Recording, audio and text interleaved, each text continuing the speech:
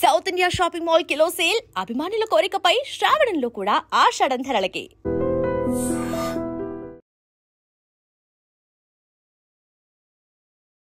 Hi guys, welcome to I dream. నేను మీ Chanakya. Guys, మీ దగ్గర ఒక 10 లక్షలు ఉన్నాయి, మరి అది కూడా మ్యూచువల్ ఫండ్స్లో ఇన్వెస్ట్ చేద్దామని అనుకుంటున్నారు. అలాంటి టైంలో మరి ఎలా చేయాలి, ఎట్లా ఇన్వెస్ట్ చేస్తే బాగుంటుంది అనే దాని గురించి మనకైతే సలహాలు ఇవ్వడానికి ఇప్పుడు మనతో పాటు కూడా ఉన్నాను మన పర్సనల్ ఫైనాన్షియల్ ఎక్స్పర్ట్ విజయ్ కర్ణం గారు. మరి విజయ్ గారిని అడిగేద్దాం. హాయ్ విజయ్ గారు. హలో అండి. నా అకౌంట్లో 10 lakhs ఉన్నాయి సార్. దాన్ని ఒక లంసమ్గా నేను ఇన్వెస్ట్ చేద్దాం అనుకుంటున్నాను మ్యూచువల్ ఫండ్స్లో. మరి యాజ్ ఎ బ్రదర్గా నాకు సజెషన్ ఎట్లా ఇస్తారో చెప్పండి. షూర్ అండి. థింగ్ ఏంది అంటే లంసమ్ ఇన్వెస్ట్మెంట్కి ఎస్ఐపి ఇన్వెస్ట్మెంట్కి కొంతమందికి క్లారిటీ లేదు. అదొక్కసారి నేను చెప్తాను. ఓకే.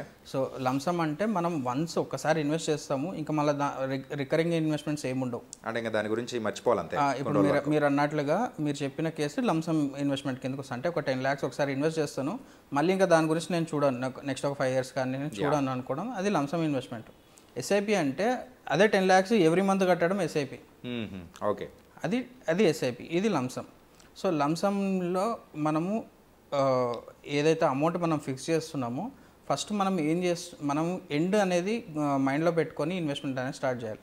అంటే ఈ ఇన్వెస్ట్మెంట్ నాకు దేనికోసం కావాలి, ఎన్ని ఇయర్స్ తర్వాత కావాలి, లేకపోతే దీని నుంచి నా ఎక్స్పెక్టేషన్స్ ఏంది.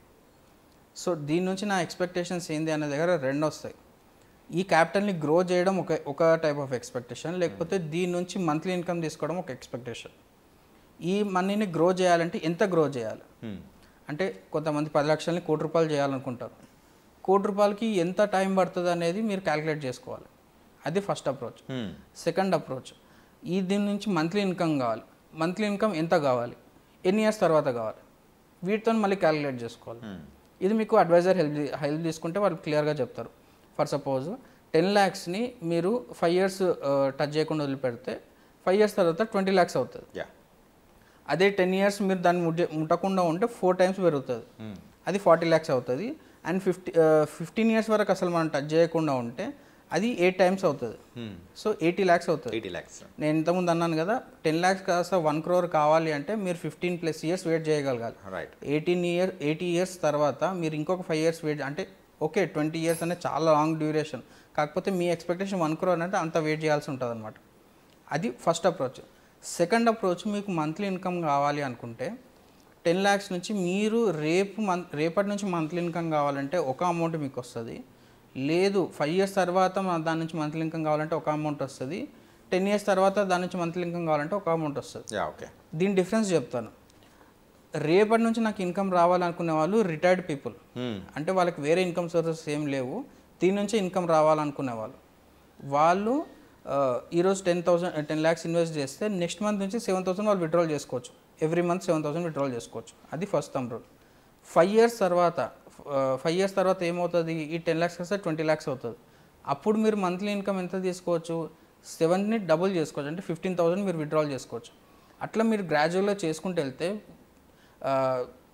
10 years తర్వాత 15 years తర్వాత ఎవరికి సూట్ అవుతుంది అంటే, ఇప్పుడు ఆల్రెడీ 30 years 40 years ఉన్న వాళ్ళకి రిటైర్మెంట్ ఏజ్ వచ్చే వారికి ఇక్కడ నుంచి మనకి మంత్లీ ఇన్కమ్ అనేది జనరేషన్ స్టార్ట్ అవుతుంది.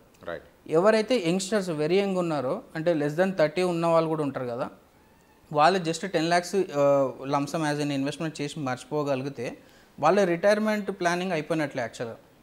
ఎందుకంటే అప్పటికే అది 2-3 crores అయిపోతుంది కదా, దాని నుంచి వాళ్ళు మంత్లీ ఇన్కమ్ ప్లాన్ చేసుకోవచ్చు అనమాట. ఇది ప్రొసీజర్. సెకండ్, దీన్ని ఇంప్లిమెంట్ చేయడం ఎట్లా, లంసమ్ని ఇంప్లిమెంట్ చేయడం ఎట్లా, నేను చెప్పిన 2 ways లాగా, ఒకటి మంత్లీ ఇన్కమా లేకపోతే క్యాపిటల్ గ్రో చేయడమా అని చెప్పాను కదా. ఈ 2 waysని బట్టి మీ స్ట్రాటజీ డిఫరెంట్ అవుతుంది. ఓకే.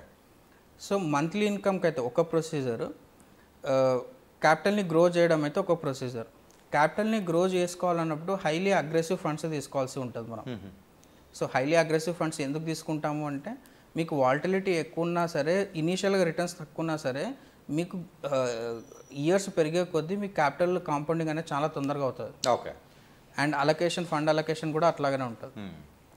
మంత్లీ ఇన్కమ్ ప్లానింగ్కి వచ్చేసరికి మీరు కన్జర్వేటివ్గా తీసుకోవాల్సి ఉంటుంది. అంటే రేపటి నుంచి నాకు మంత్లీ ఇన్కమ్ రావాలి అనుకుంటే మీరు debt funds, hybrid funds, dynamic asset allocation funds, లేకపోతే బ్యాలెన్స్ అడ్వాంటేజ్ ఫండ్స్, దాని తర్వాత ఈక్విటీ ఫండ్స్ తీసుకోవాలి క్యాపిటల్ గ్రోత్కి. సో కంప్లీట్ డిఫరెంట్ స్ట్రాటజీస్ అనమాట. అంతేలేండి, పర్సన్ టు పర్సన్ ఒక డిఫరెంట్ స్టోరీ ఉన్నట్టు ఇక్కడ కూడా. సో దానికి సపరేట్ స్ట్రాటజీస్ అనేది కూడా మనం ప్లే చేసుకుంటూ వెళ్ళిపోవాలి డెఫినెట్గా. అందుకే మనం ఎవరైనా సరే ఇంత అమౌంట్ అయినా సరే, రెగ్యులర్గా 10 lakhs అయినా సరే, 50 lakhs అయినా సరే, 1 crore అయినా సరే, ఫస్ట్ వాళ్ళ ఎక్స్పెక్టేషన్ అడుగుతాం మనం. చాలామంది చేసే మిస్టేక్ ఏంటి అంటే వాళ్ళకి ఉన్న రిక్వైర్మెంట్స్ని మర్చిపోయి జస్ట్ ఈ క్యాపిటల్ని ఏం చేయగలుగుతాం అని చెప్పేసి ఆలోచన చేస్తుంటారు. కానీ తర్వాత ఏమవుతుంది అంటే వీళ్ళ రిక్వైర్మెంట్స్ ఈ క్యాపిటల్ని తినేస్తాయి. ఓకే, అంటే ఒక ఎగ్జాంపుల్ చెప్తాను. ఇప్పుడు ఎవరైనా ఒక పర్సన్కి ఒక ప్రాపర్టీ సేల్ చేసి ఒక 50 lakhs వచ్చింది అనుకుందాం. వాళ్ళ ప్రాపర్టీస్ లేకపోతే తన ఓన్ ప్రాపర్టీ ఎవరు అమ్మినా ఒక 50 lakhs వచ్చింది. అతని రిక్వైర్మెంట్స్, ఫినాన్షియల్ ప్లానింగ్ ఇదంతా ఉత్తదే, అంత టైం వేస్ట్, ఇదంతా వీళ్ళంతా ఉత్త కథలు చెప్తారు అని చెప్పేసి అనుకుంటారు చాలామంది. వాళ్ళు ఏం చేస్తారు, ఈ 50 lakhs తీసుకెళ్ళిపోయి ఏదో అగ్రెసివ్ ఫండ్స్లలో ఇన్వెస్ట్ చేయడం, లేకపోతే కొంతమంది స్టాక్స్లో కూడా ఇన్వెస్ట్ చేయడం చేస్తుంటారు. కానీ ఎప్పుడైతే ఎమర్జెన్సీ ఏదైనా అనుకోరానిది ఏదైనా రిక్వైర్మెంట్, హెవీ రిక్వైర్మెంట్ వచ్చిందనుకోండి, అప్పుడు వాళ్ళ స్టాక్స్ నెగిటివ్లో ఉన్నాయనుకోండి, ఫినాన్షియల్ ప్లానింగ్ లేకుండా, వాళ్ళు ఇన్వెస్ట్ చేసిన 50 lakhs 45 lakhs 40 lakhs కమ్మాల్సి ఉంటుంది. ఓకే, సో మీరు ఈ ఫినాన్షియల్ ప్లానింగ్ ఒక కాస్ట్ అప్పుడు పే చేస్తారు. ఇప్పుడు మీరు 0.5%, 1%, 2% గురించి మనం ఆలోచన చేస్తాం కదా, ఎప్పుడైతే నెగిటివ్ ఇంపాక్ట్ పడుతుందో అప్పుడు లక్షలలో ఉంటుంది అది. సో ఈ పార్ట్ అనేది చాలామంది మిస్ అవుతారు. And one more important thing ఏంటి అంటే ఎవరైతే ఈ లంసమ్ ఇన్వెస్ట్మెంట్స్ చేస్తుంటారో కరెక్ట్ ప్రోడక్ట్, కరెక్ట్ అడ్వైజరీ ఎంత ఇంపార్టెంట్ అనేది కూడా ఒకటి చెప్తాను. ఒక పర్సన్ ఇట్లానే వచ్చిన ప్రాపర్టీ అమౌంట్ని మొత్తం తీసుకెళ్ళిపోయి యూలిప్ పాలసీస్లో, ఇన్సూరెన్స్ పాలసీస్లో ఇన్వెస్ట్ చేస్తాడు. తీరా 10 years 15 years తర్వాత ఇప్పుడు దాని డేటా తీసి చూసుకుంటే ఫిక్స్డ్ డిపాజిట్ అంత అమౌంట్ కూడా రాలేదు. సో అతను ఇన్వెస్ట్ చేసిన అమౌంట్ 25 lakhs, అతనికి వచ్చింది 37 lakhs. ఇది ఎన్ని ఇయర్స్ వెయిట్ చేశాడు? 15 years. 15 years వెయిట్ చేస్తే ఓన్లీ దానిపైన అంటే అతనుకున్న అసెట్స్లో ఈ 25 lakhs పెద్ద ఇంపాక్ట్ చూపియవు.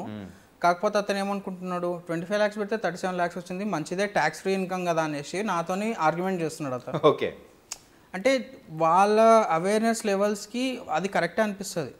అంటే 25 lakhs ఇన్వెస్ట్ చేసి 37 lakhs వచ్చినాయి, నాకు ఇప్పుడు ట్యాక్స్ కూడా కట్టాల్సిన అవసరం లేదని చెప్పేసి అతను ఆర్గ్యూ చేస్తున్నాడు. కానీ నేను చెప్పేది ఏంటి అంటే ఇదే 15 years మీరు 25 lakhsని వదిలిపెట్టింటే మీరు ఎంత అవుతుంది మ్యూచువల్ ఫండ్స్లో? మీరు మ్యూచువల్ ఫండ్సే కాదు, ఏదైనా సరే మీకు ఒక 10 to 12% రిటర్న్స్ ఇచ్చేది, అది అసెట్ అయినా సరే, కమర్షియల్ ప్రాపర్టీ అయినా సరే, ఇక్కడైనా సరే మీకు డెఫినెట్గా వస్తే మీరు ఎంత అవుతుంది అనుకుంటున్నారు అని చెప్తే అతను నెంబర్ చెప్పలేకపోయాడు.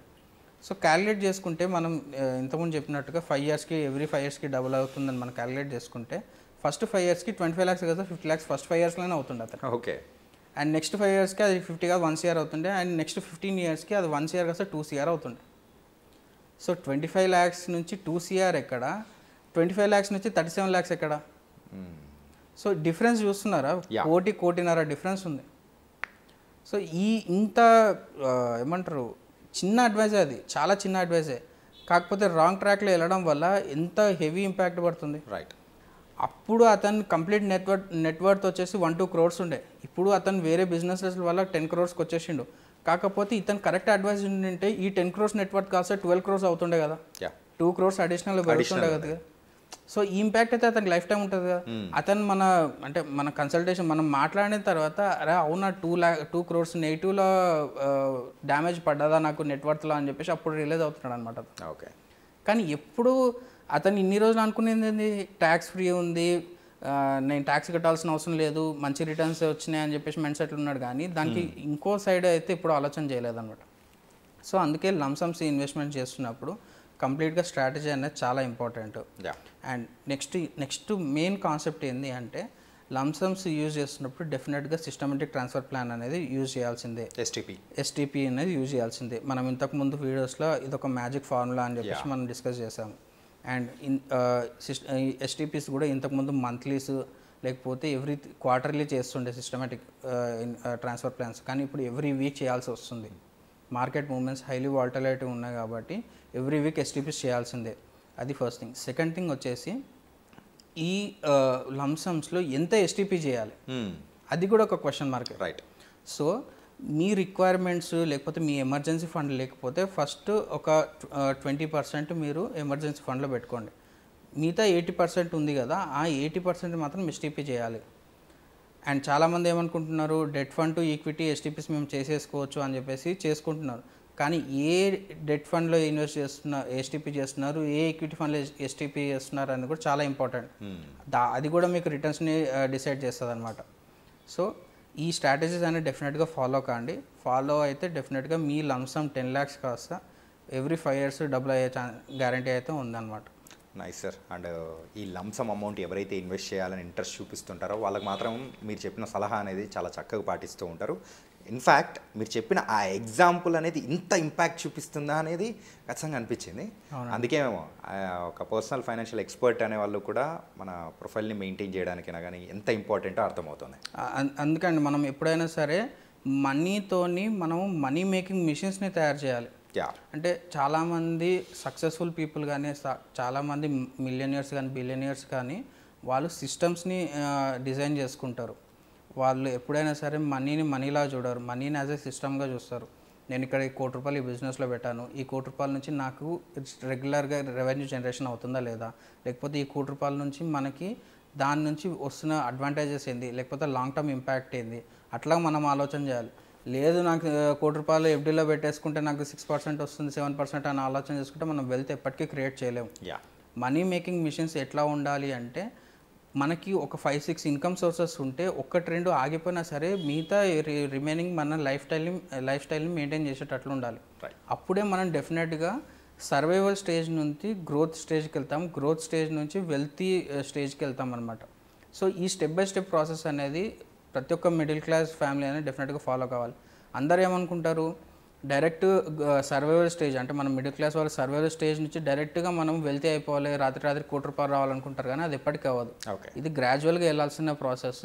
పవర్ ఆఫ్ కాంపౌండింగ్ అనేది మెల్లమెల్లగా వెళ్తుంటుంది. అది over the period of 5 years కానీ 10 years కానీ 15 years కానీ అవుతుంది. కాకపోతే రైట్ స్ట్రాటజీతో ఇంకొంచెం స్పీడప్ చేసుకునే ప్రాసెస్ అయితే ఉందన్నమాట.